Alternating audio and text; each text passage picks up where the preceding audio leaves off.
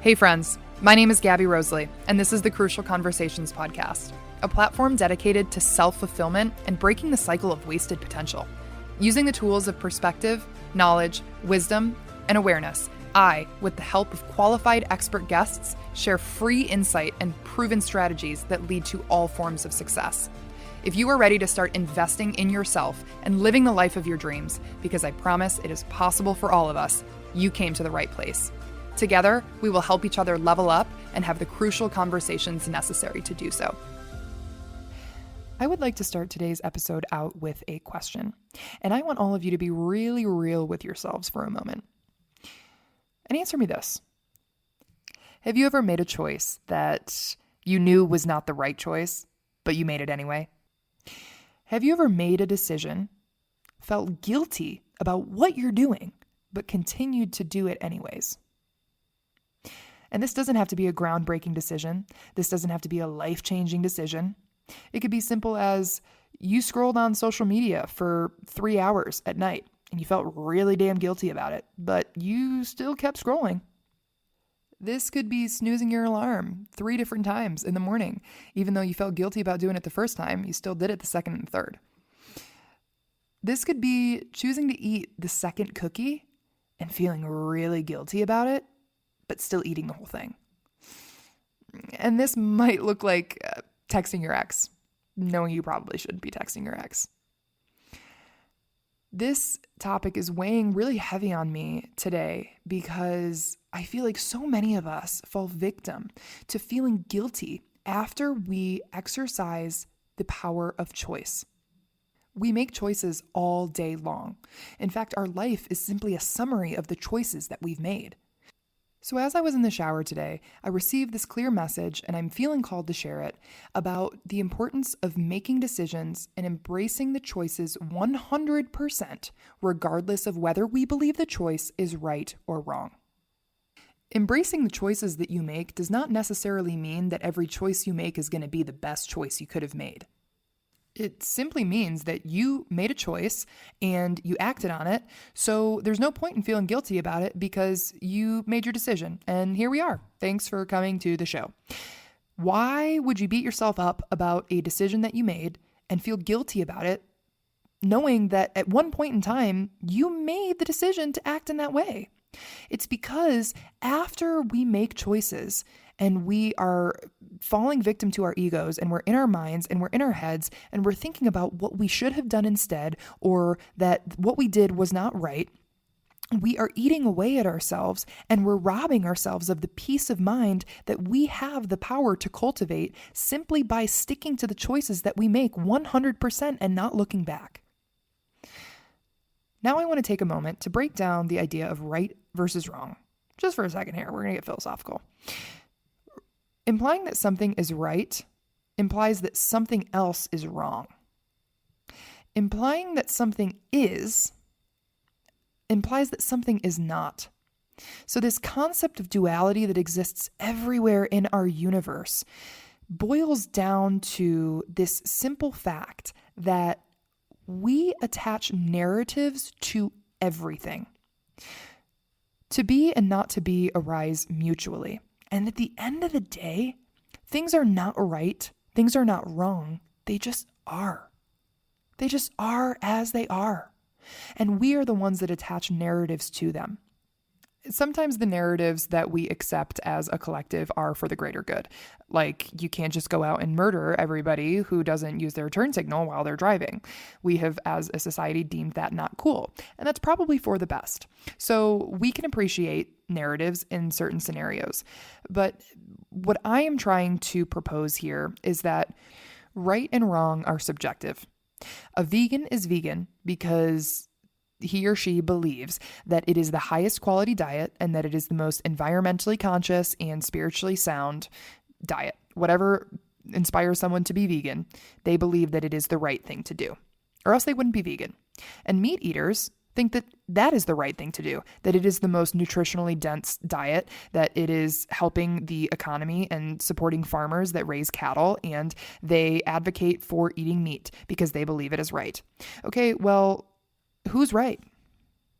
Of course, the vegan's going to say that they're right, and of course, the meat eater is going to say that they're right. But who's really to say who's right? Here's the thing. Neither of them are. A vegan is a vegan, and a meat eater is a meat eater. They're not right. They're not wrong. They just are. So these narratives are infused by our emotions and what we value and what we have been conditioned to believe is right versus wrong. So again, like I said, there are good things. There are good things about narratives and living according to your values and choosing what you believe is right over what is wrong. But here's the thing here, guys. We have the choice to not allow our thoughts to run away from us, to not allow our emotions to think for us, and to not tie narratives to stories that don't require narratives to be tied to them. And you could make the case that no thought requires a narrative, but we have the choice at the end of the day. So now I want to break down the decision-making process. There's really 3 parts to the decision-making process. We have the pre, the peak, and the post. If you're a little bit impulsive like me sometimes, you might skip the pre-phase and you might skip immediately to the peak where you're actually taking action and making a decision without much thought to it previously. But most decisions have a pre, peak, and post stage. And in this pre-phase, we are weighing out our options and we're thinking about what choice to make. Do we take path A? Do we take path B? Or do we do or do we not do? Okay, so there's the pre, there's the thought, there's the weighing of the options. And then there's the peak. This is when the action is taken and the decision has been made. Okay, so if I say that I'm going to call my mom, I am thinking about it. All right, should I do it? I've got time. I love my mom. She would probably like to hear from me and it would be awesome to catch up with her. Awesome. Okay, now I'm going to make the call. The call is the peak. The decision has been made. My phone is ringing and I'm about to be talking to my mom if she picks up the phone. Then we have the post-decision phase. This is how we feel after having made the decision and after having taken action or made the choice. The deed is done, and how we feel about ourselves and our decision is what we are sitting with in the post phase. Now, here is the trap that so many of us fall victim to that robs us of our peace of mind constantly, and it's guilt. It's feeling guilty in the post phase. It's taking the action, it's making the decision, and then feeling guilty about the choice that we made. We think to ourselves, I really shouldn't be doing this. What I should be doing is X, Y, and Z. Or we're thinking, oh, this is really not good for me, but we're doing it anyways. What I am trying to say here is that guilt is a choice. You can analyze the decision that you made and the outcomes that resulted because of that decision, because of that choice. But you do not need to feel guilty. You do not need to feel ashamed. You can come to the conclusion that you're not going to make that decision again. And this helps us to make informed choices moving forward because you live and you learn. But why beat yourself up about doing something that at one point in time you chose? And so if you are going to make a decision, commit to whatever choice you make and do not look back. Embrace it, even if it is quote unquote wrong. Remember what we said about right versus wrong. They're simply narratives, but you have your own set of values and morals and ethics, which is amazing. It's what makes you you, and it's what allows you to make decisions based on what you believe aligns with who you are, and it's beautiful. But here's the thing. If we are constantly beating ourselves up about the decisions that we make, we are robbing ourselves of our peace of mind. I was working with a client last week and we were comparing her perfect workday to what a current day in the life looks like right now for her.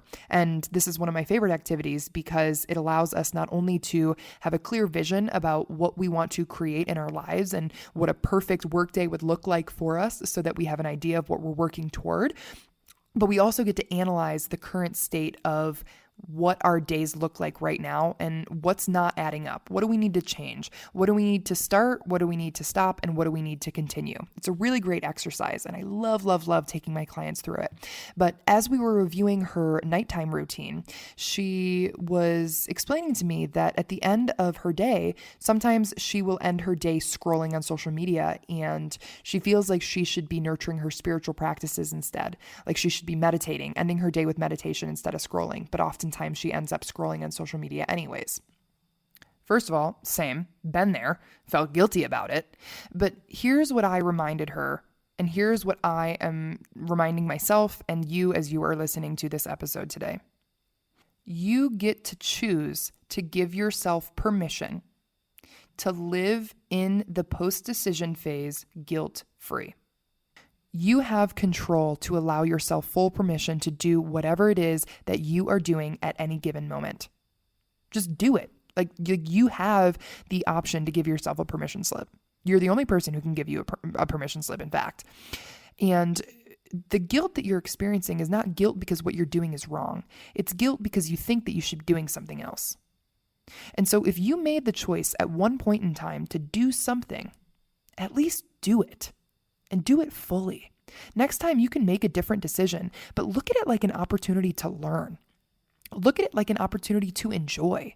Because why beat yourself up about it? There's really, really no point, guys. Give yourself that permission and give yourself that peace of mind. Next time you're faced with a similar or the same decision, you get to play the game again. Whatever you do, do it 100%. And don't look back and don't beat yourself up about it. Now, as you guys know, I like to provide actionable steps that you can take if you're experiencing something similar to what we've talked about today, because I'm a person who likes to have things laid out for me. Like, yeah, I resonate. Okay, what do I do now to change my situation? What do I do now in order to allow myself that permission slip? How do I write it and issue it to myself? Here's what I told my client. I said, why don't you schedule some time into your calendar when you're going to allow yourself to use social media? Let's pick 30, 60 minutes, whatever it is, and you are going to allow yourself this time to use social media guilt-free. It's in your calendar. You are not thinking that you should be doing anything else because you've scheduled and you have allotted time to allow yourself to use social media. I'm not advocating for the use of social media, and I'm not advocating for the non-use of social media. I'm just telling you that if you have this scheduled and you are allowing yourself an allotted time period to engage in an activity that you have thought about so consciously, it's literally in your calendar, you are so much more likely to allow yourself to engage in that activity without feeling guilty about doing it. The reason being, you said what you were going to do, and now you're doing it. You're a man of your word. You're a woman of your word. Okay. You said you were going to use social media from 8:30 to 9, and now you're doing it. So go you. Check it off your to-do list. Okay. You said you were going to do it, and you did. Awesome. Great. I'm not saying it's good. I'm not saying it's bad, but you are allowing yourself the permission. So as you start to practice this, first put it in your calendar. If that helps you, it helps you. And what I have gotten to the point of doing is rehearsing in my mind. If I'm going to make a decision, I'm going to run it through my brain and I'm going to say, okay, here is the choice that you are making. Are you okay with the choice that you're making? Because you're going to make it. And so before you make it, let's make sure that you're okay with it. And if you choose to move forward, then you are going to allow yourself the peace of mind to truly engage in this activity, to truly embrace this decision, and you are not going to look back. It's like a conversation that I have with myself, okay? So I've gotten to this point where when I sit down and I'm about to go on my phone, I think to myself, all right, you're going on your phone right now. Are you going to allow yourself to do it without feeling guilty? And then I'll have this kind of back and forth with myself. And sometimes I'll be like, all right, listen, girl, you got 15 minutes. You got 15 minutes. And after 15 minutes, time's up. You're off. And then I'll be like, all right, yep, you're good. So for those 15 minutes, you know what I'm going to do? I'm going to watch some reels. I'm going to laugh. I'm going to send them to my friends. I'm going to enjoy myself. And after those 15 minutes are up, I'm going to get off my phone and I'm not going to feel guilty whatsoever about the last 15 minutes that I spent on social media. And maybe it's 30 minutes for you. at the end of your day. Maybe it's 60 minutes for you. I don't care what the number is, but if you're going to do something, do it. And that might be something that's good for you. And if you're going to do something that's good for you and you're going to do something that's productive, allow yourself to be fully present in that task. Allow yourself to fully engage in that activity, not thinking about what you could be or should be doing otherwise. Because it can go on the opposite end of the spectrum here. Like, we could be choosing to be productive, and for me right now, working on this podcast and recording, I am choosing to do this. So what I'm not going to do is allow my mind to run away with thoughts of what I could be doing instead. Oh, well, I could be relaxing. I could be watching Netflix right now. I could be out on a run right now. I'm not going to be thinking about any of those things because I chose to work on this podcast. When you're doing something and thinking of what you should be or could be doing instead, you take away from the power that you're able to bring into that circumstance, into that conversation, into that task. You are taking away from the amount of impact that you are able to have because you're decreasing the amount of energy you're giving to that task at hand. And your energy is going to what you feel like you should be doing or could be doing, and you're allowing your mind to run the show. The mind is a great servant, but a terrible master. I think it was Robin Sharma who said this. Actually, I'm quite positive it was Robin Sharma who said this. I love him. He is so awesome. And he's right. So don't let your mind run the show. Allow your heart and your soul and your spirit and your highest degree of consciousness to be the master, and allow your mind to be the servant. Train your mind. Train yourself to become aware of when the mind is attaching narratives or throwing you into negative thought loops.